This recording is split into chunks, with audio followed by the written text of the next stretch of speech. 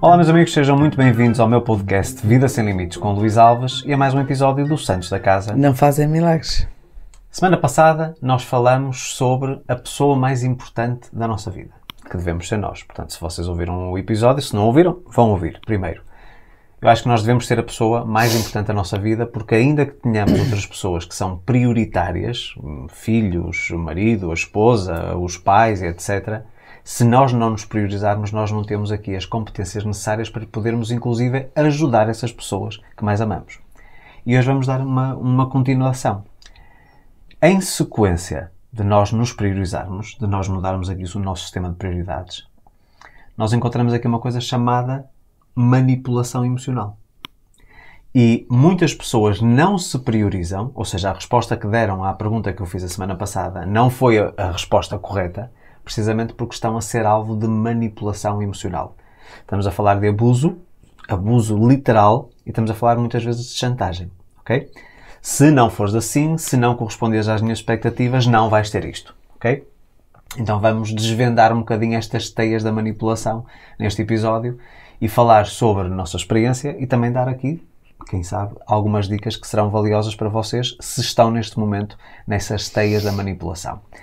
Antes de mais, à semelhança do que temos feito nas outras semanas. Portanto, a Maria José está a fazer os desafios do curso 6 meses para transformar a sua vida. No entanto, esta semana, por minha sugestão, e uma vez que nós tivemos gente no fim de semana, portanto, tivemos o Carnaval, tivemos gente no fim de semana, e aliás até terça-feira, final do dia, nós nem estamos a gravar sequer à terça-feira, estamos a gravar na quarta, na véspera deste episódio ir para o ar.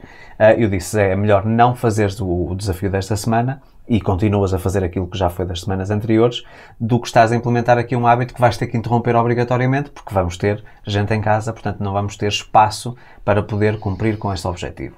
Portanto, relembro, curso 6 meses para transformar a sua vida, 80% de desconto durante todo o ano. Basta acederem a luisalvesoficial.com/peso para poderem ter acesso a este curso de 6 meses, dividido em 24 desafios semanais, que tem como objetivo trazer-vos aqui estabilidade, equilíbrio, bem-estar e, sobretudo, uma vida feliz. Portanto, luisalvesoficial.com/peso para poderem usufruir desta campanha que estará vigente ao longo de todo o ano de 2025. Então vamos lá. O que é que para ti é manipulação e chantagem, ou, vamos dizer assim, o abuso emocional? Eu fui abusada emocionalmente durante muitos anos. E manipulada, e chantageada, e fui. Portanto, tu hoje reconheces que no casamento anterior. Ok. E, portanto, sei muito bem o que é isso. Num relacionamento. Porque isso não se aplica só no casamento, e aplica-se em todo tipo de Exato, relações. até se calhar no trabalho, claro, como é óbvio. A grande maioria das vezes. Pois. Mas num relacionamento também, até porque basta, por exemplo, a mulher ganhar menos, já pode sofrer uma manipulação. Uma chantagem. Sim. Talvez mais, que eu conheço alguns casos. Mas no meu caso até não era bem por aí, mas eu sofri bastante e sei muito bem o que é ser chantageada e abusada. Não deixa de ser uma violência. É um abuso. É um abuso. Também conhecemos casos que é ao contrário, porque é ela que ganha mais do que ele, e aí eu acho que as coisas ainda são um bocadinho mais flagrantes. Sim. Pela frustração dele não... Portanto, estamos a falar obviamente aqui do machismo, não é? Mas continuamos, sim, mas continuamos a ser o homem, o abusador e o agressor. Pois, porque a questão... Mesmo a mulher ganhando mais. Porque a questão aqui é essa. Pelo menos dos casos que a gente conhece. Quando o homem ganha mais, é fácil de prever que há essa manipulação, o atirar em cara, eu ganho mais que tu, eu é que tenho mais voto na matéria.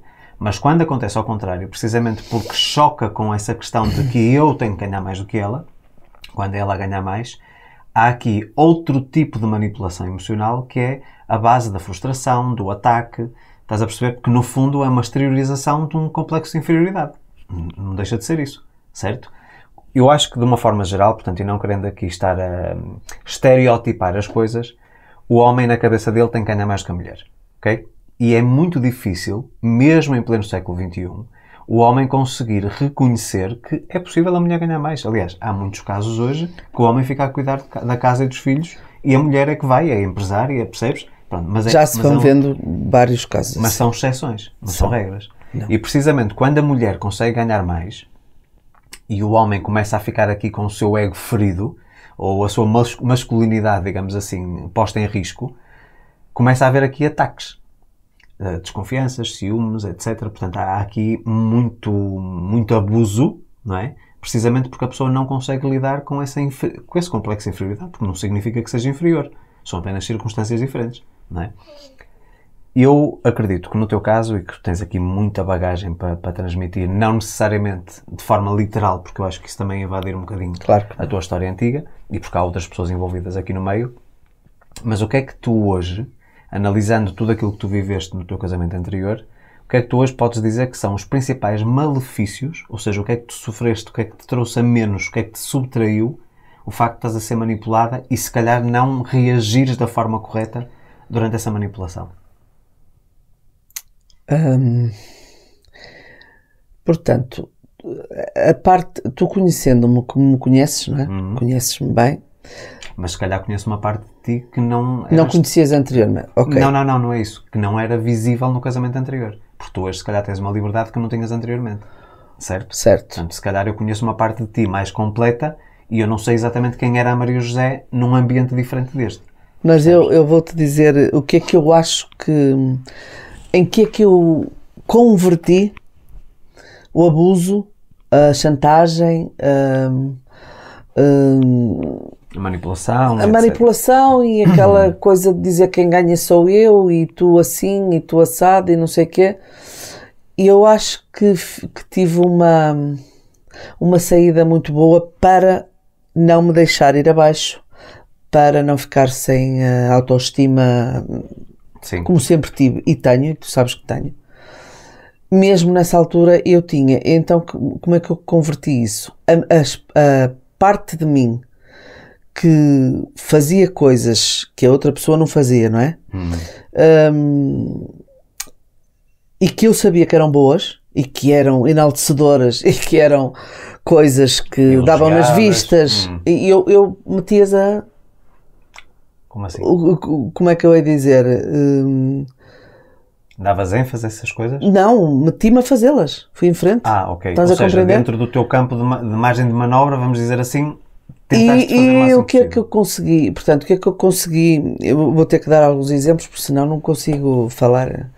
Por exemplo, a minha parte de cozinha. Com o meu jeito para a cozinha, não é? Eu consegui ser uma pessoa vista com muito valor. Mas valor pela pessoa? Ou valor pela pessoa. Valor por mim. Valor por mim, porque... Não é isso que eu estou a dizer. Mas eras valorizada pela pessoa que cometia os abusos ou valorizada pelas pessoas à volta? Não, também era valorizada pela outra pessoa, sem dúvida nenhuma. Mas, por exemplo, se eu já não... Quando a outra pessoa me agredia, muitas vezes, estás a perceber, eu já não me deixava ir abaixo, porque eu sabia o valor que tinha. Okay. Entendes? Portanto, agarraste a isso. Eu não tinha o valor de ganhar dinheiro, ou seja, de ser eu a ganhar o dinheiro... de uma forma direta. De uma forma direta, porque eu era uma funcionária, ganhava um ordenado, mas tinha a outra parte que não ganhava porque não era para ganhar. Porque se fôssemos então ver... Com a minha parte que eu sabia fazer, se fosse para ganhar dinheiro, se calhar eu também ganhava muito dinheiro.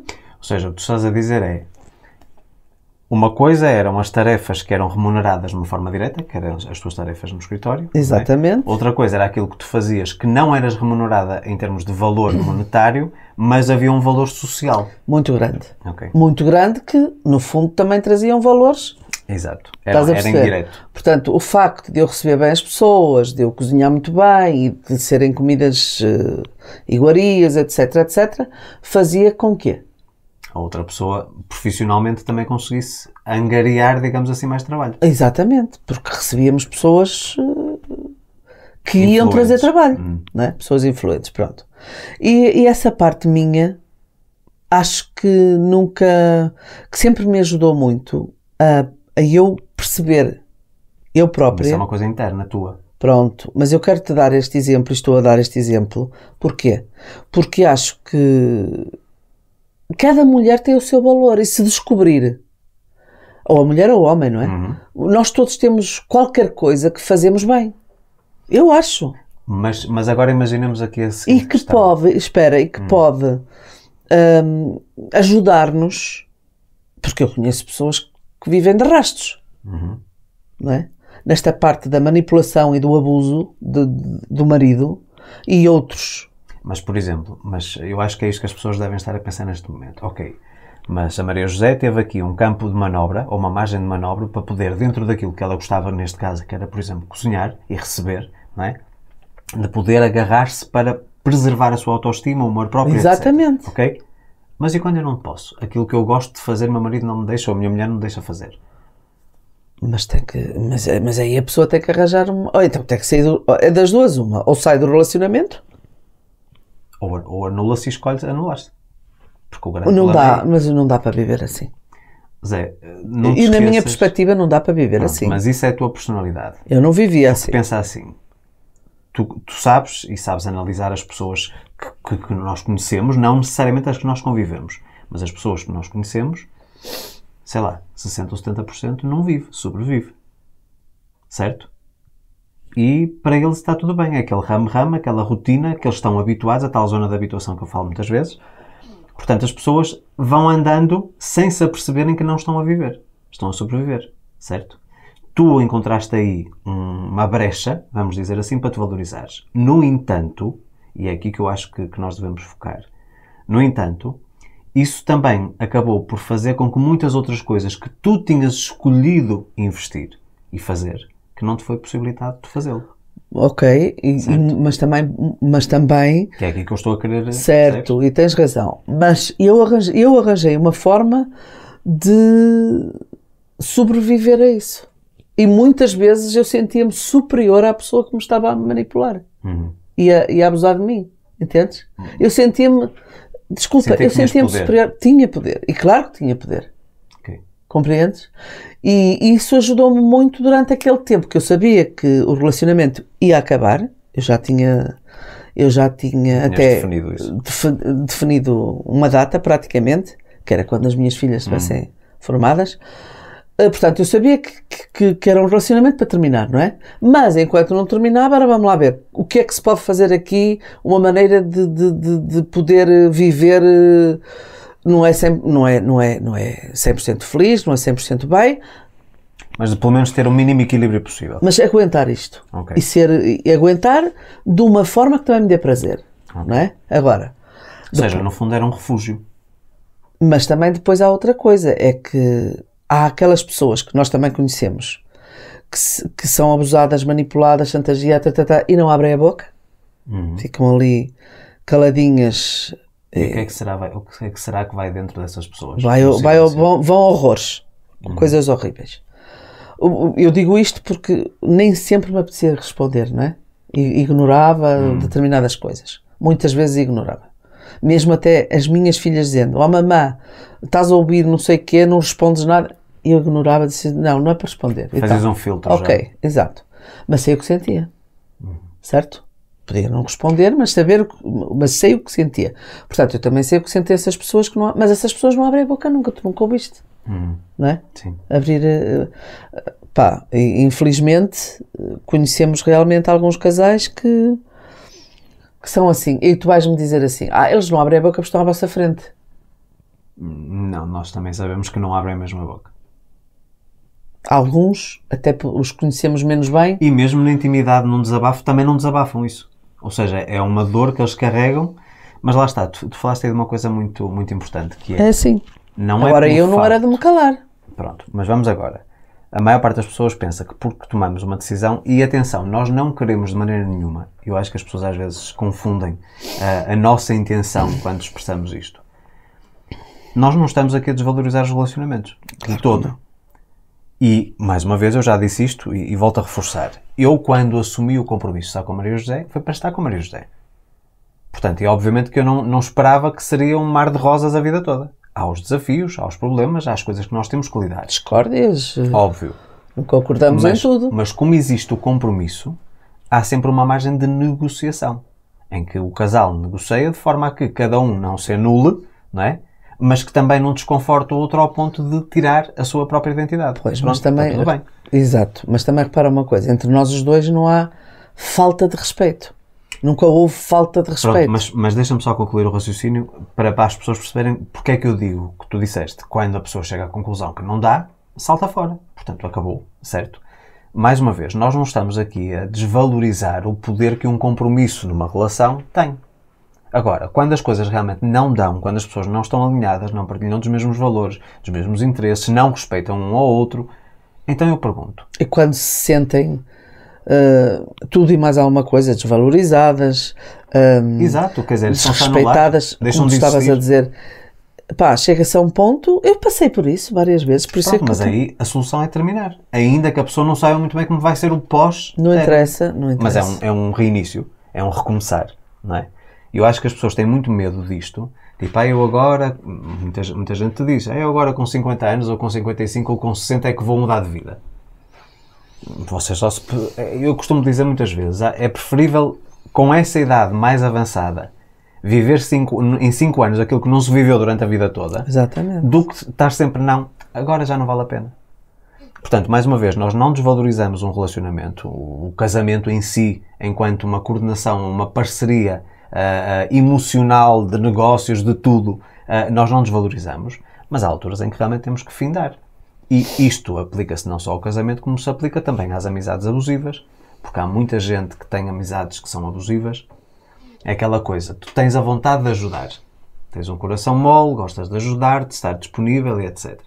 E há pessoas que abusam de uma forma tremenda dessa tua boa vontade.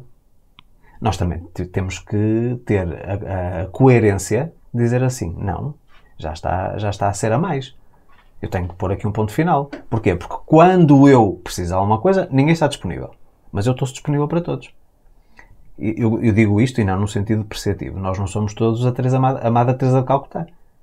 Certo? Portanto, nós também temos os nossos valores, temos aquilo que é o nosso próprio valor, valores enquanto consciência, enquanto a parte humana, não é? Mas temos o nosso próprio valor.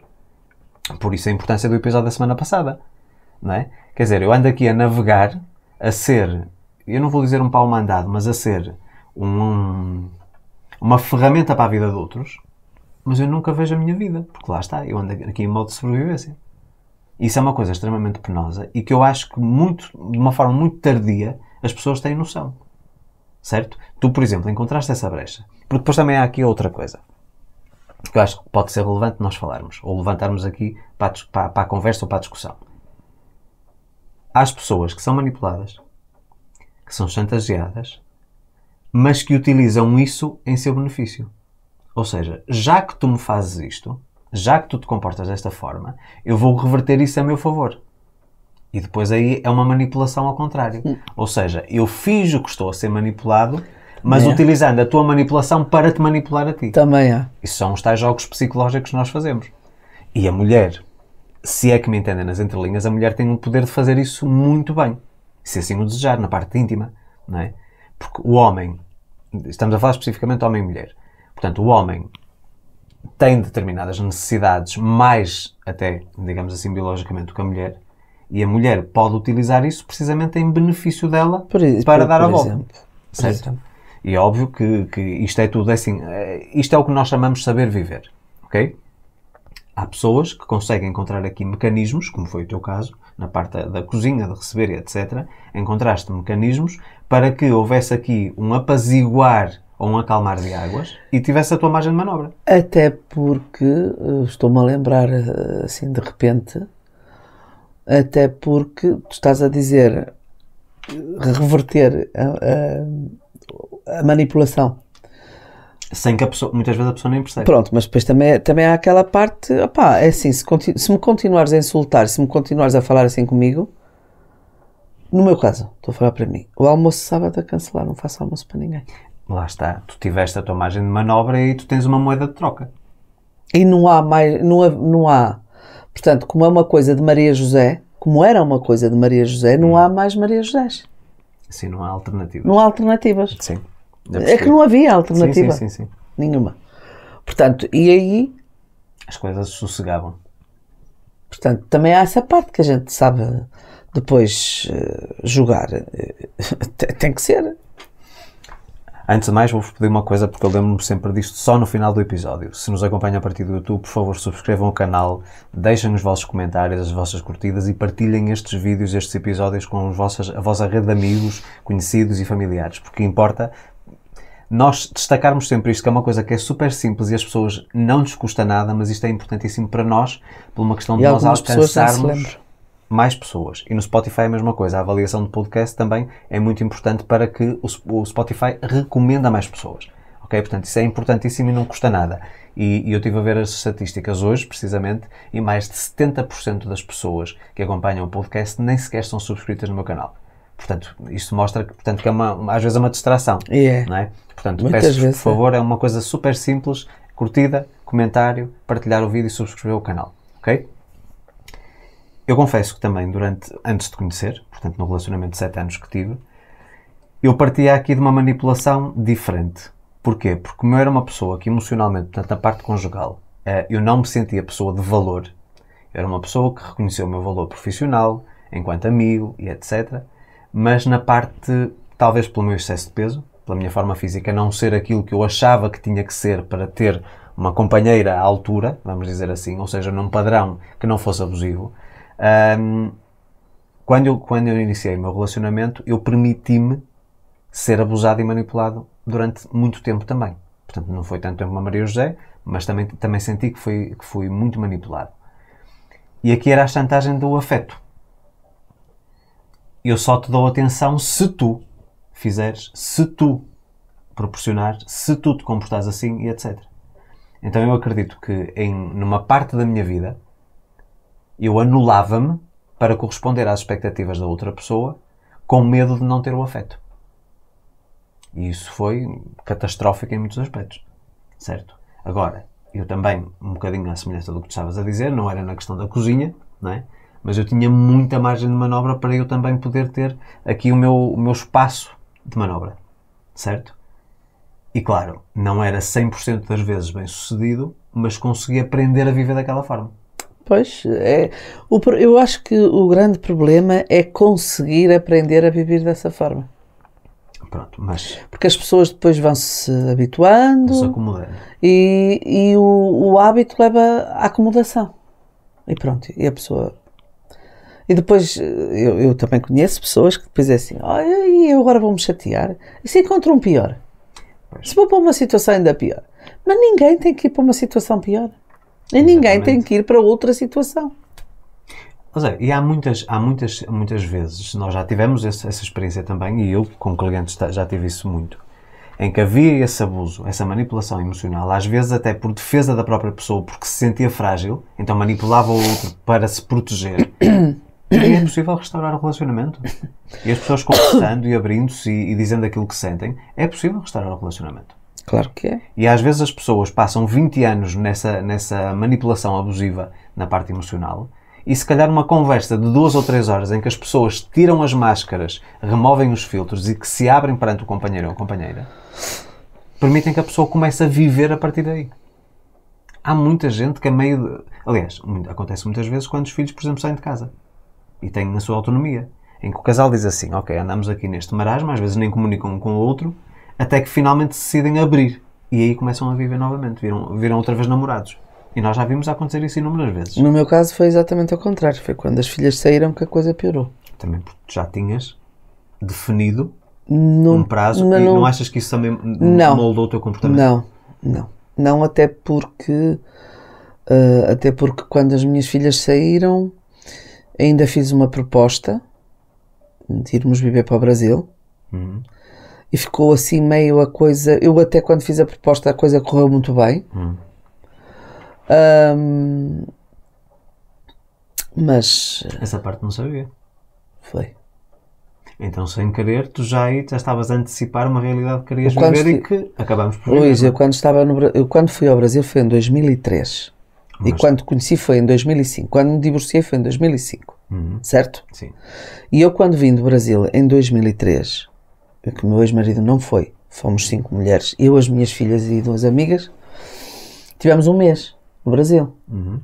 Desde o Ceará para o Rio de Janeiro, pronto, viajámos por muitos sítios e foi porreiro. Mas eu vim de lá com uma certeza,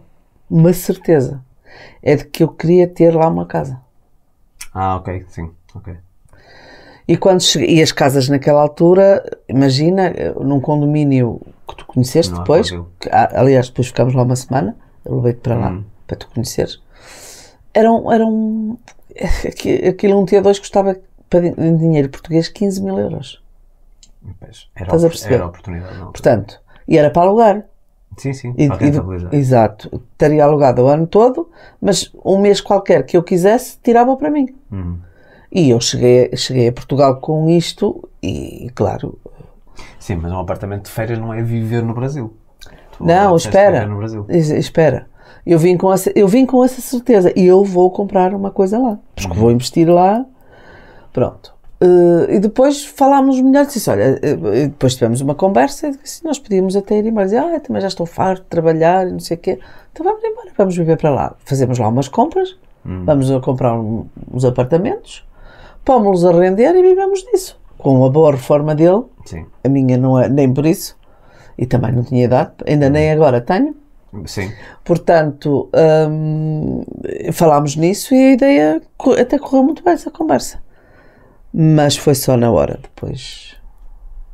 Até porque a pessoa em questão é um workaholic.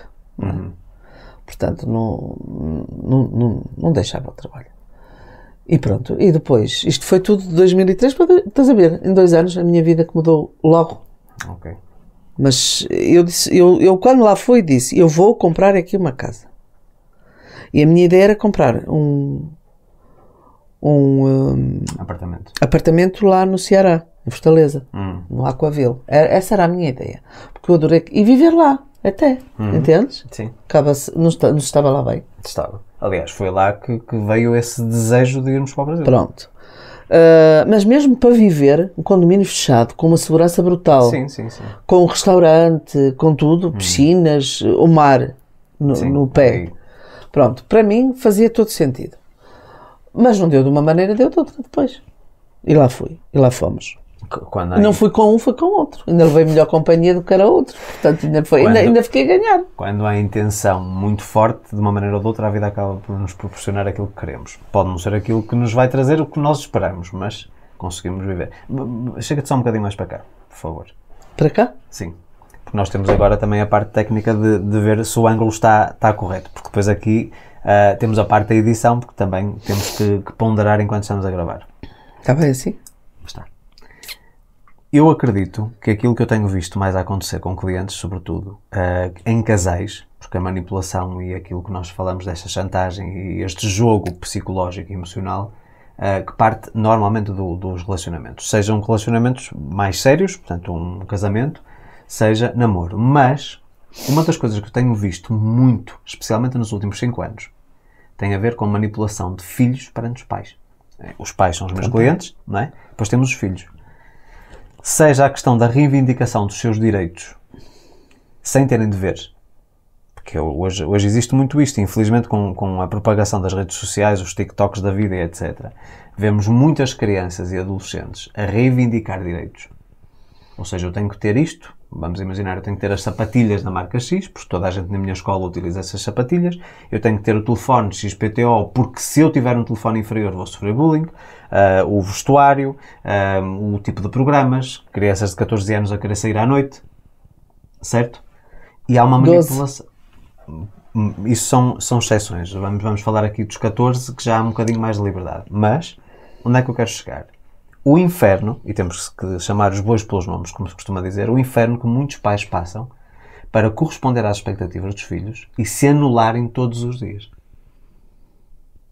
Estou agora com um caso de um casal que ele está com a vida toda, costuma-se dizer, a casa está a arder, mas porque os filhos exigem determinadas coisas dos pais, nesse caso é o pai, portanto o casal, ela não é mãe do filho que eu estou a falar especificamente, ele tem que corresponder a essas expectativas, e estamos a falar de tipo carros de 50 a 60 mil euros, certo? Quando o filho nem sequer põe a louça depois de jantar na banca da cozinha. Ou Eu seja, também conheço outros casos assim. eu exijo tudo, o pai anula-se completamente, tem a vida num esforço financeiro gigantesco, porque o filho exige e bate e é agressivo e está ali sempre a reivindicar os seus direitos. Mas as coisas mais básicas, mais banais, como ajudar em casa, deixar o quarto arrumado com 34 anos de idade, não estamos a falar com 16, estamos a falar com 34 anos de idade, e não nos cumpre sequer. E eu pergunto, mesmo com um filho que seja abusivo e que esteja a fazer esta chantagem, esta manipulação, este terror psicológico, que postura deve ter um pai? Tu como mãe, eu não sou pai, Luís, portanto, tu como mãe, como é que reagirias? tu estás a nessas falar circunstâncias? isso e eu estou-me a imaginar porque é assim. Eu que há dias estava com uma pessoa que está a viver um relacionamento, ela tem um filho e o marido tem 3. Ok. Tem 3 filhos. Portanto, aquilo semana sim, semana não, Vão alternando, aguarda. aguarda. Portanto, ele não dá nada para os filhos, não é? Porque está uma semana com os filhos. Ok, partilham Pronto. agora. E eu perguntei-lhe a ela como é que era isso. Quando estavam os 4 filhos. Estás a ver o que é? Foi o que eu disse. 4 filhos numa mesa para comer com os pais, são 6 pessoas, não é brincadeira. E estamos a falar de adolescentes. O mais novo tem 14, portanto, por aí. E então ela teve-me a contar como é que faziam isso. E eu fiquei horrorizada. Porque a mim não me passa pela cabeça, nunca me passou pela cabeça, e eu disse-lhe a ela, tenho 2 filhas, independentemente de ser avó agora, já não ter idade para ser mãe, mas o meu pensamento mantém-se. Ou seja, é impensável eu passar um carro para as mãos de uma filha se ela não tem capacidade de o De o sustentar. De o manter. De meter gasolina, de pagar as revisões. Eu até podia oferecer o carro e ofereci o carro às minhas filhas. Tudo bem. O carro foi, a uma e a outra foi oferecido. Mas elas já trabalhavam. Claro, para ter autonomia e sustentabilidade. Agora, estes têm um filho de 20 anos que deixou de estudar porque achou que não queria estudar mais. Não faz nada. Nada, absolutamente. Nem sequer ajuda o pai. Que o pai tem uma empresa própria dele e um trabalho em que o filho até deveria estar a trabalhar e a aprender. Claro, para E dar ajudar o pai, continuidade ao negócio. nem pensar, sujar as mãos, não, está fora de questão. E o pai deu-lhe um carro e a mãe dá-lhe t-shirts da Balenciaga, sapatilhas da Balenciaga, estamos a falar neste nível. E as conversas em casa são: oh, cala-te, para os outros não, para o filho mais Da outra. dirigido para o filho da madrasta. Cala-te, mas tu lá consegues ter uma Balenciaga como eu? Mas e tu tens a Balenciaga porque tu ganhas, pagaste-a? Não, mas deu-me à minha mãe. Quer dizer, estás a ver como é que se cria aqui? Portanto, a madrasta teve que saltar e teve que dizer: olha, aqui em minha casa, na da tua mãe faz o que quiseres. Aqui, eu e o teu pai, ela também tem como é que te a dizer? Ela tem o pai por ela. Eles estão os dois de acordo. Sim. Pronto. Agora, ela não está de acordo, realmente, com aquilo que eu disse, mas ela até nem se pronunciou. Só me fez assim com os olhos. O pai dar um carro ao filho quando o filho não pode sustentá-lo. Ou seja, está a pede-lhe dinheiro para a gasolina e o resto paga ao pai. E o menino anda a passear e agora lembrou-se que quer ir para uma faculdade, para não sei onde vão ter que pagar alojamento particular, que eles estão um bocado assim, o pai e a mãe, principalmente, estás a perceber? Mas o menino lembrou-se que quer ir novamente para a faculdade. Não é novamente, quer ir estudar, voltar a estudar e quer ir para uma faculdade, não sei aonde, com umas despesas enormes às costas. Portanto, é nisto hoje, nos dias de hoje, o caso que tu contaste, este caso que eu sei, penso na minha neta. Penso na minha neta mais velha, que tem 17 anos, que fez este ano. Fez em janeiro, fez mês passado, 17 anos. E que já têm vontades próprias quando não ganham, certo? Quando não têm um trabalho. Sabes que eu acho que... E para os pais, matam-se. Mas, ó Zé, eu aí tenho que ser muito... Mas isto está mal. Mas eu aí Há tenho aqui que ser qualquer muito coisa que firme. está errado. Há valores errados aqui. Eu aí tenho que ser muito firme. Mas aí não achas que a culpa é dos pais? Claro, lógico. É assim, eu acho que os pais têm aqui um déficit que é, eu vou proporcionar aos meus filhos aquilo que eu não tive. Ou seja, eu vou-lhes poder dar uma vida que eu não tive. E eu acho que, por um lado, a intenção atrás dessa ideia, que é nobre, no entanto, isso pode ser o pior erro que vocês vão cometer na vida. Isto porquê? Porque vocês estão, mais uma vez, a mostrar-lhes que eles têm direito a tudo e eles vão exigir da sociedade tudo isso, mas que não têm dever de nada. Eu costumo dizer que querer o bem para os filhos, mais uma vez eu não sou o pai, mas estou a falar na componente comportamental e psicológica e da parte de programação mental. Se vocês dão um peixe, que é o caso que a Maria já está a falar, dão um carro, pagam as despesas e etc., o vosso filho, no primeiro problema que encontra na vida, ele não tem os mecanismos para ir caçar a própria comida. Ou seja, para ir apanhar o próprio peixe. No entanto, se vocês, que são pais, lhes dão a cana e ensinam técnicas para pescar, que é de que forma é que o trabalho dignifica a pessoa, de que forma é que eles vão ter a recompensa financeira através do trabalho ou daquilo que é o valor que agregam à sociedade, aí sim eles vão atrás das coisas. Vamos imaginar, eu paro de estudar. Com 18 anos digo, eu não quero ir para o ensino superior. E os pais dizem, ok, então agora que já tens algum tipo de competências, vais trabalhar para te sustentares. Podem até viver na casa dos pais, mas vai começar a ganhar para as suas próprias despesas. Para a roupa, para o carro, para a gasolina, para tudo isso. Certo?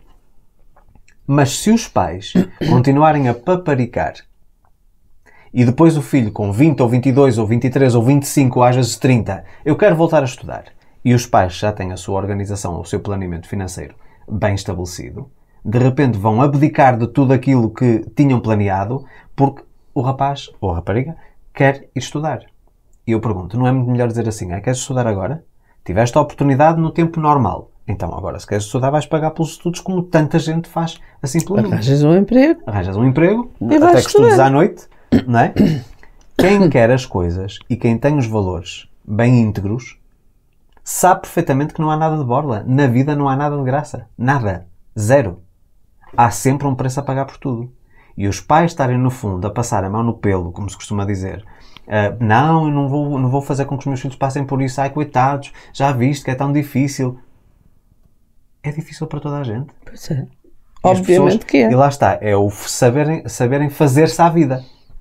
E eu acho que nós estamos a perder um bocadinho isto. E depois estamos a dar aqui espaço para que estes jovens, esta nova geração, e agora eu até vou ser assim um bocadinho mais agressivo na minha opinião.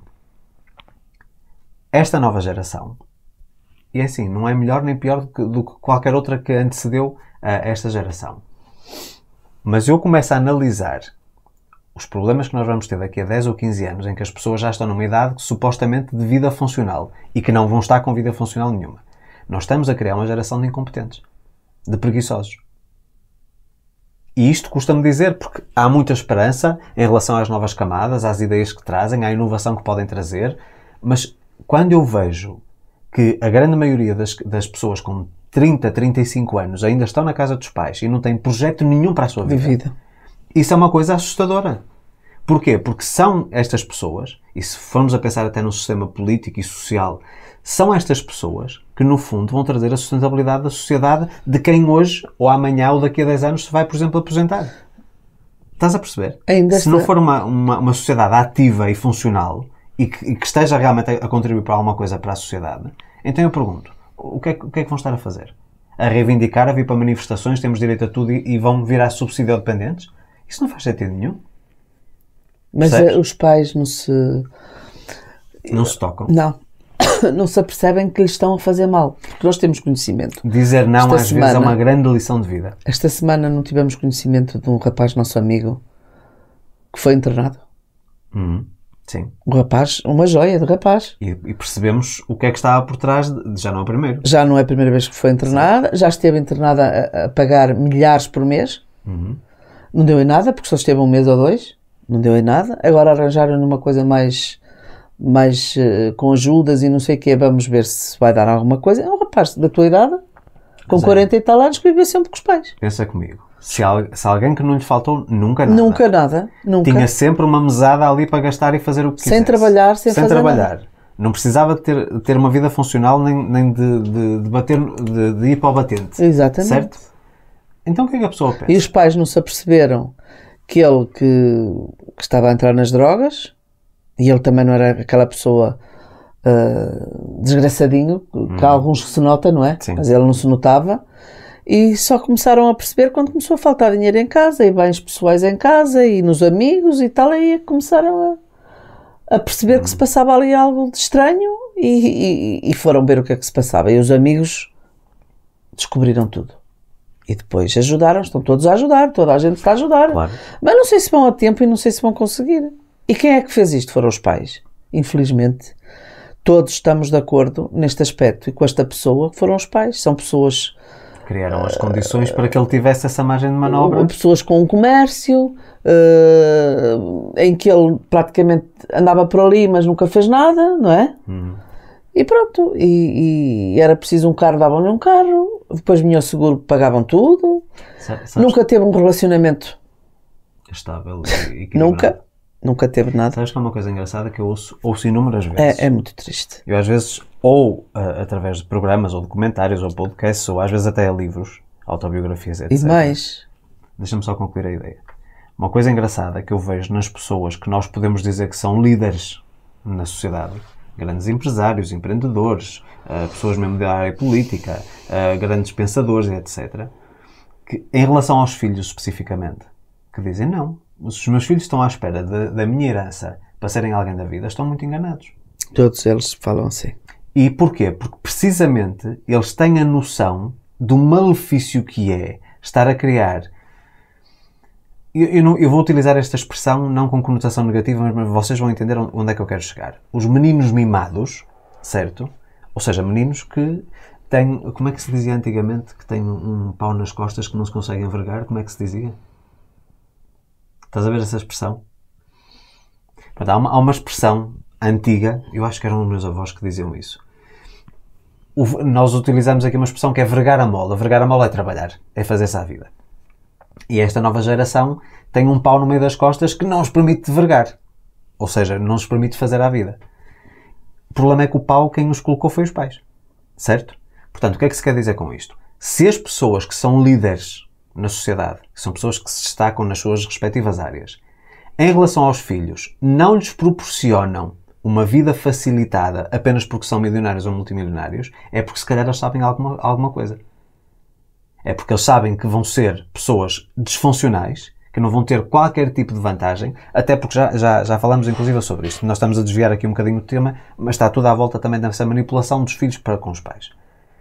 Quando nós estamos a viver uma época em que, numa competição, vamos imaginar desportiva, se dá medalhas a todos os participantes, porque o que interessa é participar e que não podemos discriminar e etc. E quando na vida existem os vencedores, existem os derrotados, nós não estamos a preparar uma sociedade funcional. Quando eu vejo uma competição em que toda a gente fica com o primeiro lugar. Em primeiro lugar, os atletas não se vão esforçar porque dizem assim, se eu não estou a competir com nada, eu vou ganhar na mesma, então vale a pena estar aqui a empenhar-me em tentar ser o melhor. Só que temos aqui o problema. Não queremos discriminar, não queremos excluir, é tudo inclusão. A vida vai nos dar pauladas, não é tudo incluído. Tu tens que fazer por isso. Estás a perceber? E eu acho que os pais não quererem melindrar os filhos é não prepará-los para a vida. Porque a vida vai bater com força. Nós temos que superar esses desafios e vamos ter imensos obstáculos ao longo da nossa jornada. Portanto, se nós não prepararmos os filhos precisamente para estarem munidos de todas as competências e todas as ferramentas que precisam para conseguir enfrentar os desafios da vida, vão ser pessoas depressivas, pessoas tristes, que nunca se vão encontrar elas mesmas e que vão estar sempre a bater às portas dos pais no SOS. Enquanto isso, os pais que trabalharam uma vida toda para poderem gozar uma aposentadoria ou uma reforma confortável, fazerem umas viagens, etc., não vão fazê-lo porque têm que estar a pagar as dívidas dos filhos. Eu vejo isto a acontecer inúmeras vezes e é preciso nós falarmos sobre isto. É um assunto delicado, é um assunto que é desconfortável para muitos pais porque dizem, mas eu posso, por que não fazê-lo? Vocês podem fazê-lo, mas eu pergunto, mas isso é benéfico para os vossos filhos? A curto prazo vocês ficam felizes e eles também ficam felizes. Obrigado pai e mãe, andam ali a paparicar e etc. até que depois começa a criar o hábito e tudo aquilo que vocês proporcionam, que seria uma bênção, seria um momento de pura gratidão, já é uma obrigação. Não, tu és obrigado a dar-me aqui, porque tu tens uma vida boa, moras numa boa casa, tens um bom carro, tens uma boa vida financeira, então eu tenho que ter isto. É verdade. Não é? Isto são coisas que as pessoas não falam. Mas depois é assim, depois há aquela coisa que não... As pessoas depois têm 70 e não sei o que é o caso dos pais desse nosso amigo, que ninguém tem coragem de dizer a culpa é vossa. Já ninguém tem coragem de dizer, olha, o vosso filho está neste estado porque a culpa é vossa. Foram vossos. Claro que a irmã deve ter dito isso aos pais milhões de vezes. Mas nós de fora, eu não conseguia. Mas é assim, mas no fundo, Zé... E eu acho que eles não têm... essa noção. Não têm a noção. Eles, na cabeça deles, meu Deus, eu fiz tão bem este filho, ajudei-o tanto, tenho-lhe dado tudo, não lhe falta nada. Não. Falta dar a educação e os valores. Aí é que está. Eu acredito que muitos pais, e eu não sei se é o caso específico daquilo, da família ou do caso que estamos a falar, às vezes pela ausência, porque se são pessoas, por exemplo, que trabalham com o comércio e estarem tanto tempo ausentes enquanto pais, se tentam compensar de alguma forma essa ausência com bens materiais e, percebes, a atenção que não lhe é dada pessoalmente é compensada com dinheiro ou com condições. Mas no fundo acabamos por estar aqui a semear uma erva daninha. É verdade. Que se vem a manifestar no futuro. Independentemente do que quer que seja, qualquer que seja a manipulação, qualquer que seja a chantagem, qualquer que seja aqui o abuso que nós sofremos ou que fazemos os outros sofrerem, nós também podemos ser os abusadores, os manipuladores, quem chantageia, não é? Nós temos de ter consciência que tudo tem um preço a pagar, ok?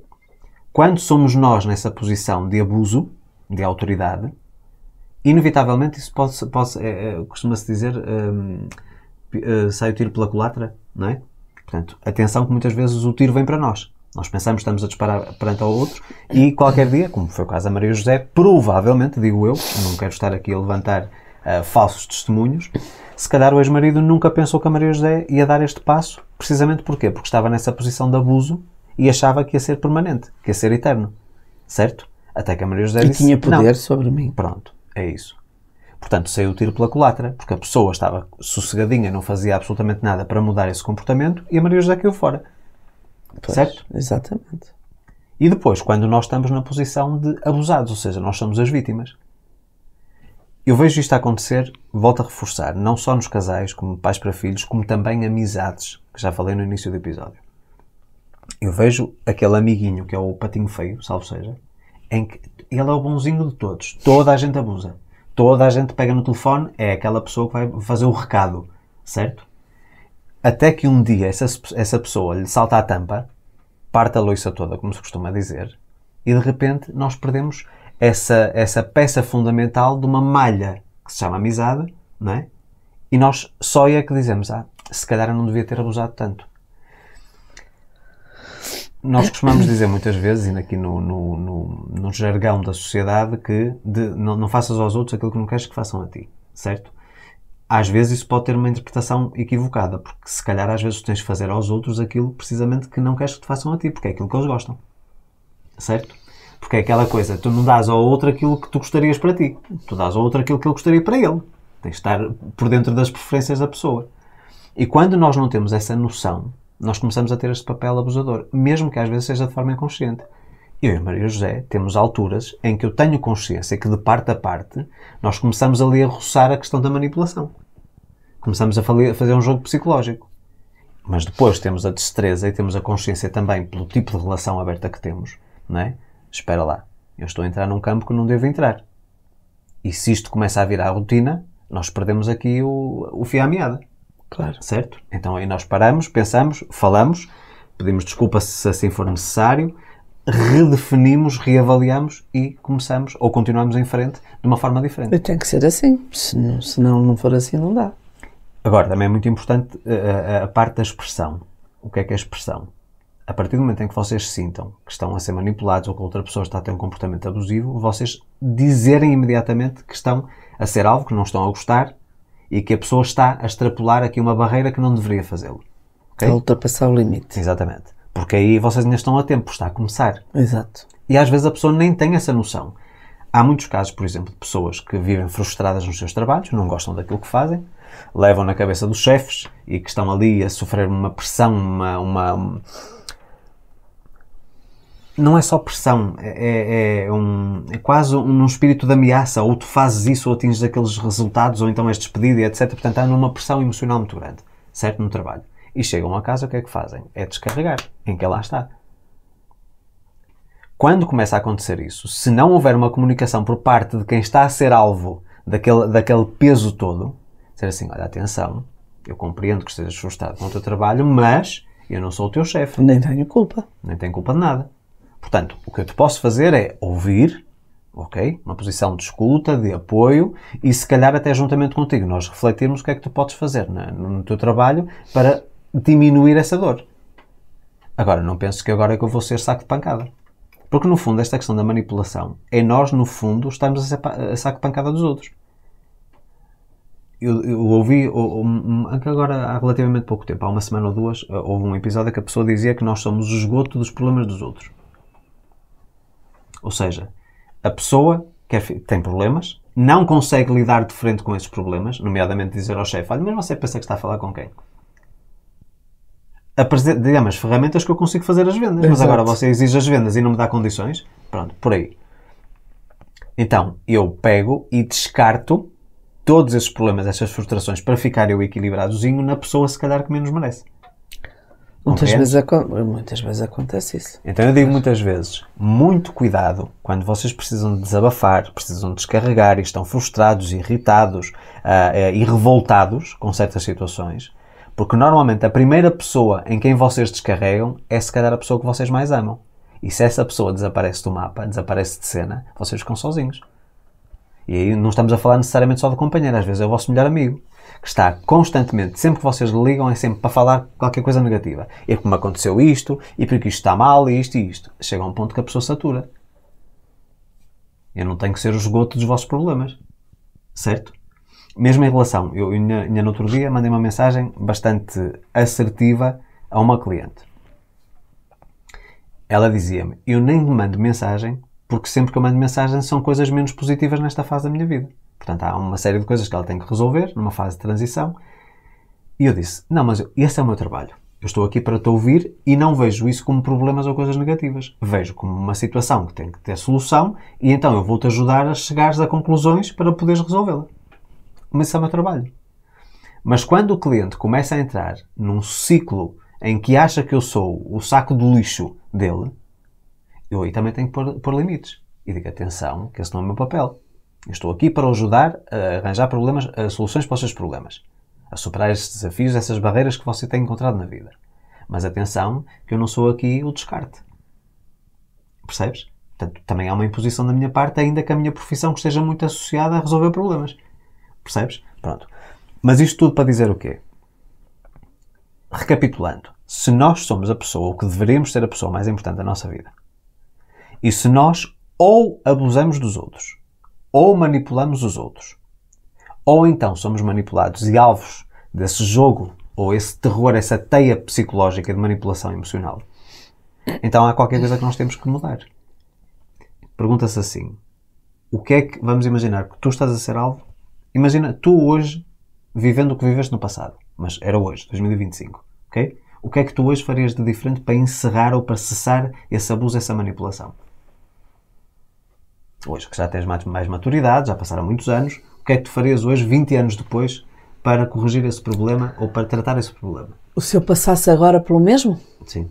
Com aquela pessoa, por exemplo, se fosse hoje com aquela pessoa, o que é que tu farias? Não sei. Não sei responder a isso. Porque eu passei pelo que passei e fiz o que fiz. Mas continuarias a fazer a mesma coisa se fosse hoje? Não faço a menor ideia, Luís. Não te posso dizer que sim, nem te posso dizer que não. Não te posso dizer que saltava fora ou... Não sei. Não sei. Diferente eu seria. Quase de certeza absoluta, não és a mesma pessoa, quase não é? certeza absoluta que não passaria por outra coisa igual. Ou não passarei por nada parecido na minha vida. E não passaria quando saltei fora. Não. Eu, quando saltei fora, já sabia num relacionamento aquilo que não queria. Ok. que é o primeiro passo. Deixem só fazer aqui esta à parte. Muita gente não sabe o que quer da vida. É um bom princípio, é saber aquilo que não quer. Que não quero. E depois fazer o oposto. E tu também deves ter pensado um bocado quando saíste do teu relacionamento. Sei o que não quero mais para mim. Aliás, eu digo muitas vezes, eu agradeço à pessoa com quem eu estive, antes de ti, porque ela me ensinou tudo aquilo que eu não queria num relacionamento. Pronto. Portanto, eu não vejo como uma má figura, portanto, uma pessoa que me trouxe dor. Eu vejo como uma pessoa que trouxe uma aprendizagem valiosíssima.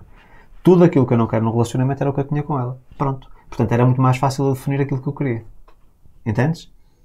E tive a capacidade, pronto, para perdoar, para libertar essa toxicidade que eu tinha, das memórias que tinha dessa manipulação e desse jogo todo, e do sofrimento que tive. Porque dos 7 anos, 2 foram ditos normais, o que quer dizer normal não, o habitual, e 5 foram de sofrimento. Portanto, sendo 5 de sofrimento, então foi uma escola que eu aprendi de tudo aquilo que eu não queria para o meu futuro. Pronto, e fantástico. Pronto. Há muita gente que não sabe, eu nunca tenho essa consciência. Exatamente. Certo? E eu acho que este tipo de temáticas às vezes são desconfortáveis, mas são necessárias. Agora é muito difícil para mim imaginar neste momento o que é que eu faria. Não consigo dizer porque eu não faria, não estaria. Farias diferente porque tu és uma pessoa diferente. Entretanto, amadureceste, evoluíste, já não és a mesma Maria. Mas à primeira vez que me desrespeitasse, porque isto tudo tem a ver com respeito. Tudo isto tem a ver com respeito. Um insulto, um abuso, uma manipulação, uma chantagem, é falta de respeito. Exato. Pronto. À primeira, acho que já não dava hipótese. À segunda. Tu não tinha pachorra. E não achas que o diálogo que é uma coisa fundamental nesse caso? Eu acho que o diálogo é uma coisa fundamental e tu achas que eu terminei um casamento de 25 anos ou quase, ou 27 Sim, próximo. Com a pessoa aqui que é de ânimo leve, que nunca houve diálogo? Óbvio. Então, e não resultou. Mas diz-me uma coisa, eram diálogos ou monólogos? Não, aparentemente eram diálogos que eu conseguia pôr a outra pessoa a chorar. Eram diálogos com promessas que mudava e que isto, que aqui que não se voltava a repetir e não sei o quê, mas não resultava. Pois. Portanto, foram anos e anos e anos dessas coisas e eu aí é que já estava a fazer chantagem, a dizer ou isto termina ou termina tudo, percebes? E não consegui, portanto saltei eu fora porque já não dava. Pronto. Pois. Agora, nesta altura do campeonato, não me imagino minimamente. Portanto, não dava hipótese a ninguém de me insultar, de me tratar mal. Nem pensar, tu também me conheces bem, não dava. Aliás, eu muitas vezes digo... Não dava.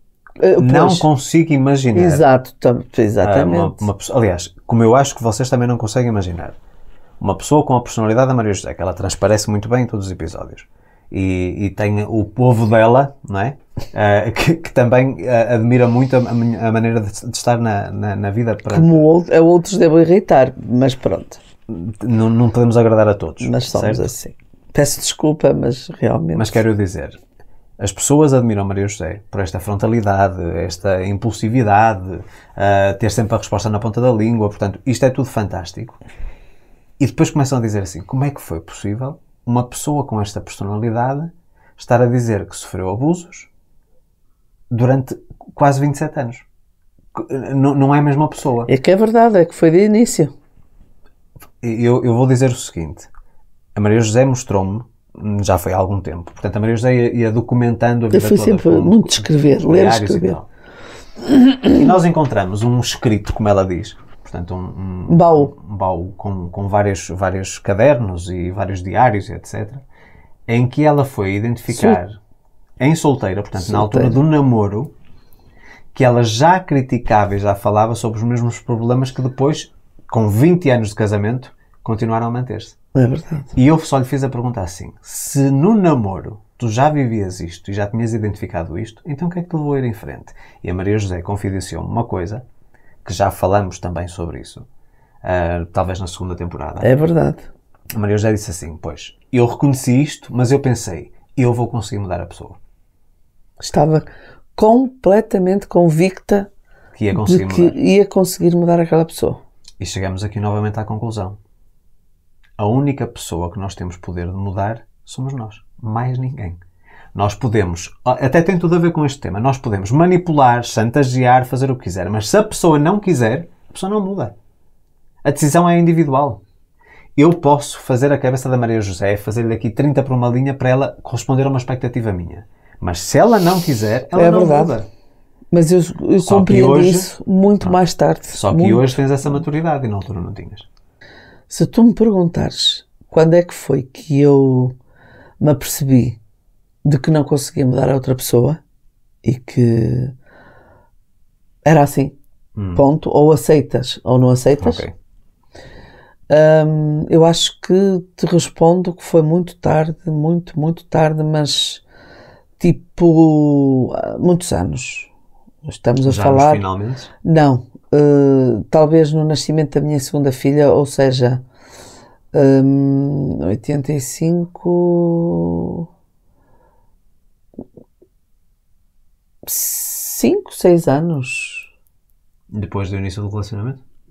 Não, do casamento. Do casamento. Se for relacionamento são mais 2 anitos, não é? Ok. Pronto, vamos pôr 10 anos. E mesmo sabendo que não podias Não mudar... chegou a 10 anos. Eu agora pergunto, mas mesmo sabendo que não podias mudar a pessoa, ainda passaste mais 10 ou 12 anos corajosa.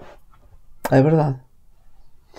Mas quase perto dos 10 anos é que isto realmente não há aqui nada a fazer. Foi a partir do nascimento da minha filha, da segunda. E portanto, estás a ver, mas eu acho que ainda tinha uma esperança. Pronto, é assim. Ainda continuava. Costuma-se dizer que a esperança é a última a morrer. No Ainda entanto, continuava com uma esperança de que aquelas partes tão más pudessem efetivamente desaparecer. mas deixa-me questionar-te, mas era esperança ou era inocência da tua parte em acreditar nisso? Não, hoje era inocência. Hoje já sei que é inocência, porque eu sei que ninguém pode mudar ninguém. Eu depois, a partir de uma certa altura, aliás, foi a partir de 15 anos de casamento, 17 de convívio, 15 anos de casamento, que eu tive a certeza absoluta de que a pessoa não mudava, eu não queria aceitar aquela vida para mim, e o relacionamento já era. Sabes uma coisa que tu agora disseste? Que tiveste a consciência que ninguém muda ninguém. Não. Certo? E embora continue a ter validade aquilo que tu disseste e que no fundo já foi reforçado várias vezes por nós ao longo do tempo, mas eu agora, se calhar te deste-me aqui um clique, ao falar, deste-me aqui um clique, ok, ninguém muda ninguém. Mas uma situação de alguém pode nos mudar. Por exemplo, o nascimento de um filho. Não é o filho que nos muda. É o nascimento do filho, o que é que ele representa, que faz com que nós mudemos. Mas não é o filho especificamente. É a responsabilidade que vem por mais uma vida que tu trouxeste ao mundo. Estás a perceber onde é que queres chegar? Portanto, não é 100% que ninguém muda ninguém. Há momentos proporcionados por alguém que nos mudam. Lá está, mas és tu também que queres mudar e és Exato. tu que mudas. Não, mas em relação ao nascimento de um filho, é uma coisa automática. Tu nem pensas. Zé, quando nasceu a tua primeira filha, tu não tornaste uma pessoa diferente? Não sei. Não te sei responder a isso. Só te vou dizer uma coisa. Nós conhecemos pessoas, lá vamos nós, tem que ser baseado na nossa experiência. em que têm filhos e levam a mesma vida que levavam antes de ter os filhos. Solteiro. Em teoria. Em teoria. Mas mas a pessoa mudou. Não estou a dizer o comportamento da pessoa. Estou a dizer a pessoa em si mudou. Em quê? Seja, a pessoa que estou a falar, não mudou em nada. Mudou. Então, ok. Pronto, está bem. São Mudou. opiniões. Até em relação a projetos, por exemplo. Mas é agora.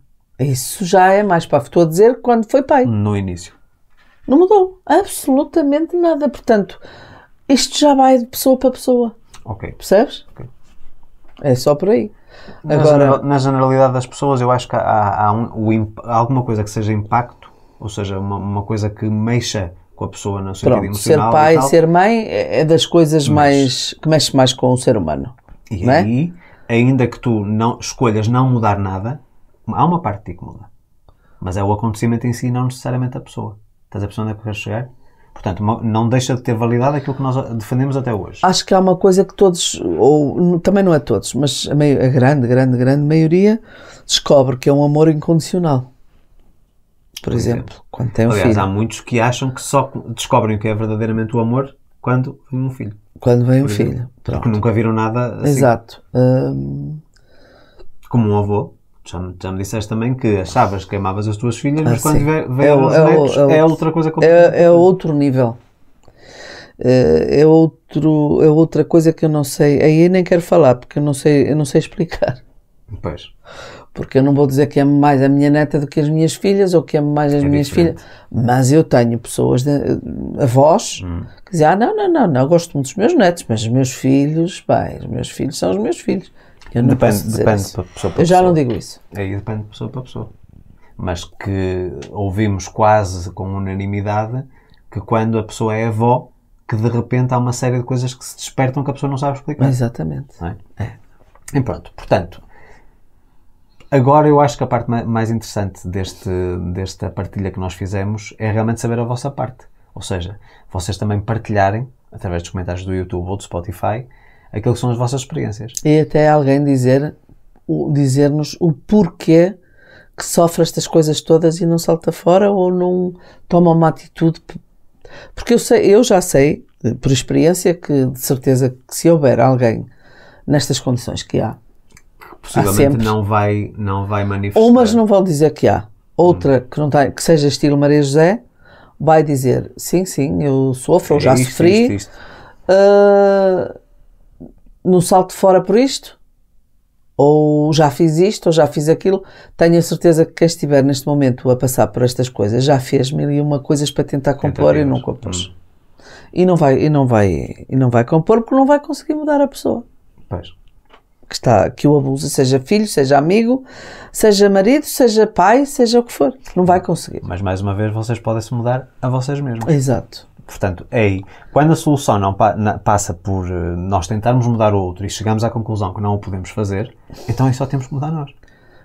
Não é? Por exemplo, não há outra opção. Eu até dou um exemplo. Eu tenho um exemplo que é pai e filhos, em que o convívio e o tratamento não é dos melhores, nem nada que se pareça. E depois há dois filhos.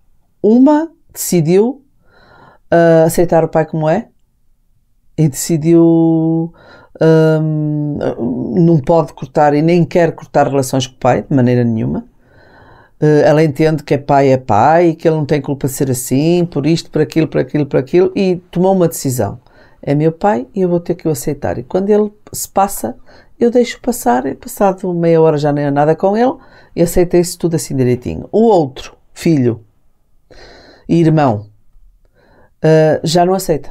Então passa a vida em discussões e quesílias e hoje já não fala com o pai e amanhã o pai liga a insultá-lo e ele insulta também o filho. Portanto, agora isso já vai depender da pessoa. Mas são escolhas, são tudo escolhas. São tudo escolhas. Eu estou de acordo com a que trata bem o pai e que o deixa falar.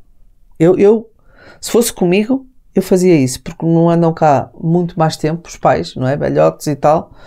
São pais, deixa andar, passa e tal. Do que andar aos telefones e insultarem-se e coisas. Isso não faz sentido. Eu não estou de acordo. Quando é pai ou quando é mãe, não é? Agora, no resto, e quando não se é velhinho, as pessoas têm que reagir e têm que arranjar uma forma de viver de acordo com a maior paz possível. É só isto que eu digo, porque a paz não tem preço. Até podemos lançar aqui um desafio. Por exemplo, sei que há pessoas que estão nesta posição enquanto vítimas, entre aspas, que não se vão sentir confortáveis para partilhar a sua história, que eu acho que seria extremamente enriquecedor fazê-lo. Então, o que eu sugiro é, falem de um amigo, estão a entender onde eu quero chegar? Eu conheço um caso de alguém assim, e podem estar a falar do vosso, e nos comentários ninguém vai saber se estão a falar efetivamente ou não. Claro. Não é? Mas estas partilhas são enriquecedoras e também, obviamente, que para quem está atento sempre naquilo que eu vou dizendo devagarinho e que as pessoas vão apanhando umas peças.